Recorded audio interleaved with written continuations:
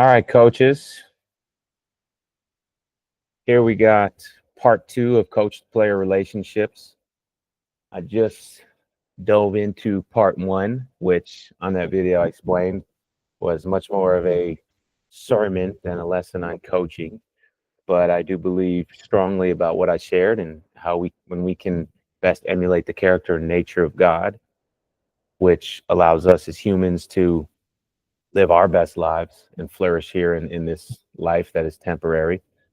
But when we can best emulate God's nature as coaches, I say we, even though I'm not a coach, but when coaches can do that, I think they'll get the most out of their players. So part two here is where I'll dive into some more tangible ways that you can, build those relationships, instill confidence, motivate your players, empower them to lead, address the media, things like this that directly impact their performance on the court.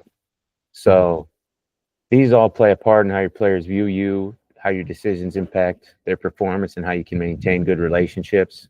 Brad Stevens and Mike D'Antoni are two guys that I think have,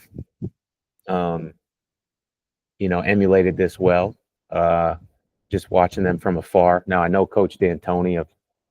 I've been blessed to have many conversations with him, pick his brain, learn from him. Brad Stevens, I don't know. I haven't talked to him, but in the little that I've seen and listened to on some podcasts, I really always respected the way he handled himself on the sidelines and looked like he had the right demeanor towards his players, especially in game.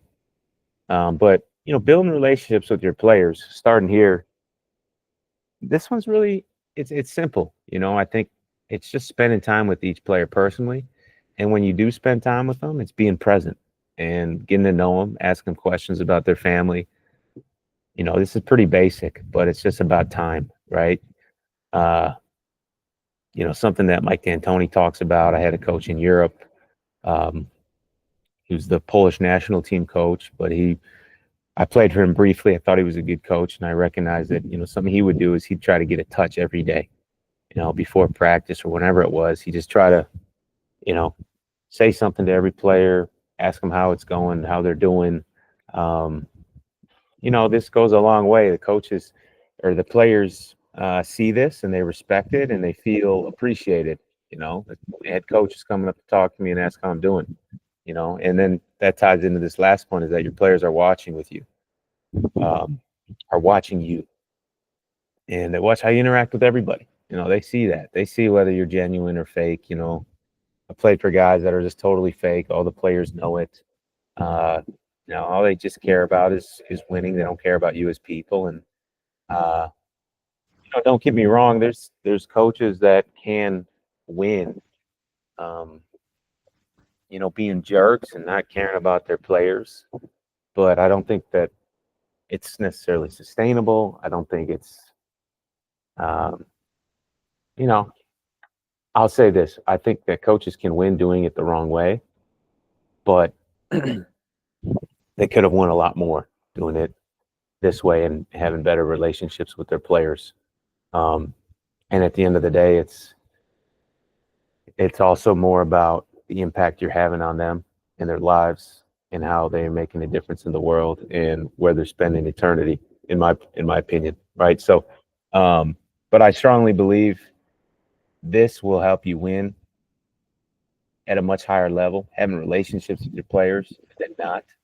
And some guys try to keep it separate and they just want to be, have a business relationship with their players so that they don't have to make tough decisions about them. But I think you're really limiting yourself as a coach in doing that. Instilling confidence in your players. Something that's really important is your body language, especially in game, practice game. Like your players, they see your body language. They see how you react to things they do on court. I certainly do. And then they see it on film, and this is going to directly impact how they feel about themselves and their game and the decisions they make on court. And I always admired, Brad Stevens, who I talk about here. His body language is just very even keel. And, some coaches are very dramatic on the sidelines, hands up, this and that. I don't think there's any benefit to that, right? So the more you can be even keel as a coach, the more you can instill confidence in your players. I think you don't consistently pull guys out after one mistake. I've never thought that was a good way to coach.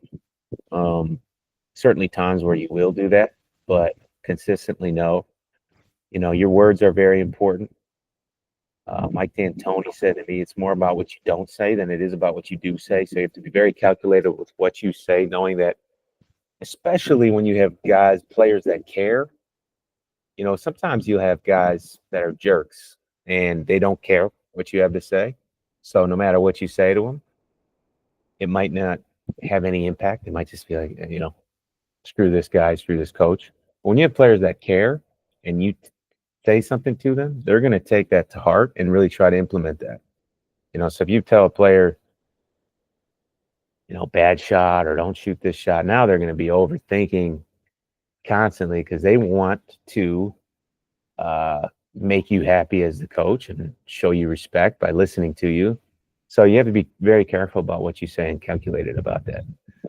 My former coach at South Dakota, Craig Smith, something he shared with me is, he doesn't let his assistants say anything on shot selection. So this is another similar to Mike D'Antoni, and I think it doesn't mean you never coach shot selection. Coach Beard coached shot selection a lot. There's different opinions on this, and as a coach, this is your decision. But I will say, as a player, coaching shot selection and saying bad shot, this and that, it's going to cause players to think and second guess when they're shooting, right? So the more you can let you can let it work itself out on its own, the better, in my opinion. Make it clear what type of shots you're looking for in general as a team. But Coach Smith is a guy who I played really well for, and part of it was because, he was pretty good with body language and shot selection. He let that kind of work itself out to where I was really confident playing for him, and I was able to do things that I would not have been able to do if he had been on my case about shots. And he also knew I was in the gym working on it, right? And then to further that point, Coach Luke Barnwell, who's now at Texas Tech, shared with me his philosophy on shot selection was he never wanted them to hear his voice in his head before they shot, right? So that was something that really stuck with me, is like when his players were about to take a shot, he didn't want him in the back of their mind when they're about to shoot. He wants them to have a free, clear mind. They can shoot with confidence. Another thing for instilling confidence, clarify roles. Clarify exactly, there's obviously going to be things that aren't totally specific, but clarify exactly what you want players to do in your system.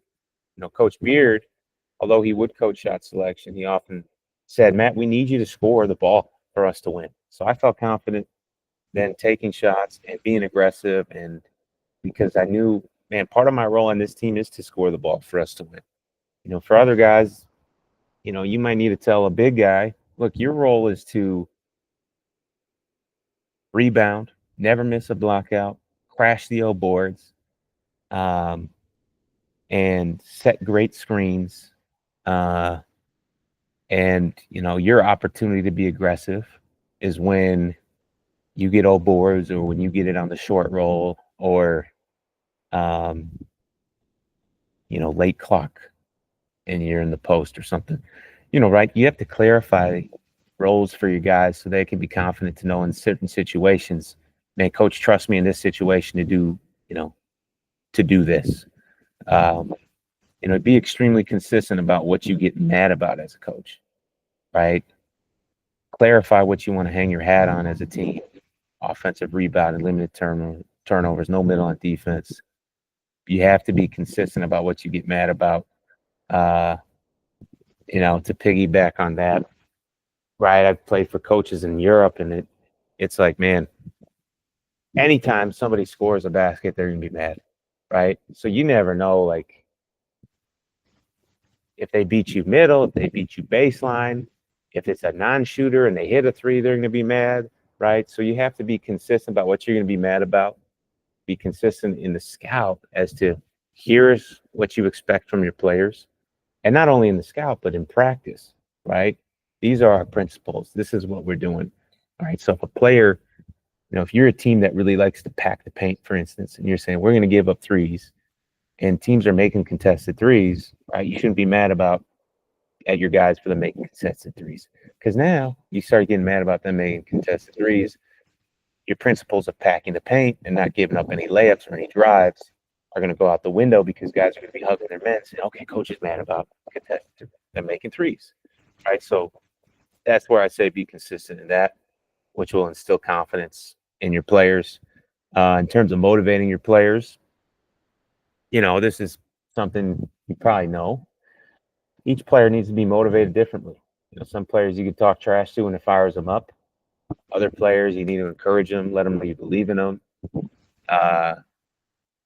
Right. So that's part of, being a coach and understanding what you can say to each player. The great players, though, I think a lot of the best players, they like to be, or they thrive on, a little bit of trash talk and being motivated by the coach. Coach Beard was great at this. My dad would do this to me a lot growing up. He'd come up to me before a game and point down at the other court and say, hey, number 3 over there, he's the best player in the state. That's what people are saying. He's the best player in the state. So then in my mind, I'm like, man, I want to try to kill this guy. I want to prove to my dad I'm better than this guy. I'm better than what people are saying. Right. And that was the genius of my dad. It was the genius of Chris Beard, telling guys, telling us not to pass the ball to Brandon Francis anymore, saying, hey, he doesn't want the ball. Guys, just don't even pass it to him. He doesn't want the ball. He doesn't want to shoot. He doesn't want to make shots. And then Brandon Francis hits a shot and he's fired up. He's like, I want the ball, give me the ball. So it depends on how guys are wired. But I think as a coach, you can help wire them a certain way. If you see greatness in a player, you can use motivation as a tool to get more out of them, right? And then find balance of way to encourage guys, because that's definitely needed. Something that Coach Beard was also really good at is he used the seniors, and I believe he genuinely meant it, but he used the seniors as motivation for the whole team. Look, this is their last year to play basketball, whether it's high school, whether it's college. This is their last year of high school. This is their last year of college. This is for them, man. This is something that they'll never get back. We need to have a great season for them. So he was really good at that. And then as a coach, use opportunities in the film room, pre-practice, post-practice, pre-game, as opportunities to motivate. Even as I'm saying this now, there's coaches that are constantly doing this, and then you have to understand that sometimes it's going to go over your player's head if it's all the time. But I think to be efficient in your speeches, pre-game, post-game, film room, be efficient in that. But share stories. Stories always relate to players, because your players, they want to be great, and those that do, they want to know it's possible for them to be great, for them to achieve greatness, and make it to Division I college ball, make it to college basketball, to make it to the NBA, to become a pro. So these stories about work ethic and things like that to motivate them, because look, that's the secret. It's just getting in there and working to get better, take care of your body, eating right, sleeping right, and all that stuff plays a part in success. And then as a coach, practice what you preach. You're preaching working hard, showing up on time, being tough. You need to exemplify these things. And here's a video that I'm recording right now. So this will be up on the YouTube. And then 4th out of 5 would be empowering players to lead. This is something that, again, Coach Beard did really well. Is we had team captains, but it was our senior Norn Sodiase was really our team captain. But then, myself and myself and Tariq Owens and Brandon Francis were the other seniors. We had a couple young guys, but Coach really empowered us to lead. He gave us opportunities to speak. If practice wasn't going well, he'd say, Norris, he'd say, Matt, get these guys together now, or else you're coming back later tonight for practice. This is, unacceptable. So he gave us those opportunities. He'd bring us in before practice, say, look, we need to have a great practice today. Here's what we're working on. Here's what I'm thinking. Make sure you guys are mentally locked in and have a great one today so we can be prepared to go out and win tomorrow or whenever the game was. So it gave us a voice, kept us in the loop, made us feel like we had responsibility, made us feel heard. Really did a good job empowering us to lead, and I think that's important as a coach. And then lastly here, just a quick point would be in terms of addressing the media, how all this stuff impacts your relationships with your players, how they view you, and you want them to view you in a light where you feel loved by your coach, but also that he's going to hold you accountable. But you just want to view him in a way that, man, you respect and love your coach, right? I think that's how you get the most out of players. So when you address the media, don't speak poorly about your players to the media. Do that to them in the film room. Do that to them in private. That's within the scene, within the team. Do that one-on-one. And then I think another thing, don't make excuses as a coach. This is it's more so because your players see this. You don't want to have a victim mentality. You don't want to have excuses when you lose. I'll be the first to tell you, I think the referees are terrible everywhere. So that'll be a tough one not to complain too much about in the media for me someday. So, but that's, yeah. Anyways, I'm getting off topic here, but don't speak negatively about your players to the media. Do your best not to make excuses. So a lot of your players watch the press conferences and watch this stuff, and just keep in mind that your players see what you talk. So that's a wrap there, guys. I think these are 5 areas. Most of this is all about relationships with your players, but it's about how you're viewed as a coach, so that your players can love you and also respect you. They can play with confidence for you, but also know that you're going to hold them accountable, right? So these 5 areas, I think, hopefully I've given you some tangible things that you can take with you to coaching wherever you're coaching, and there'll be more to come. God bless, and go win some championships. Okay, thank you.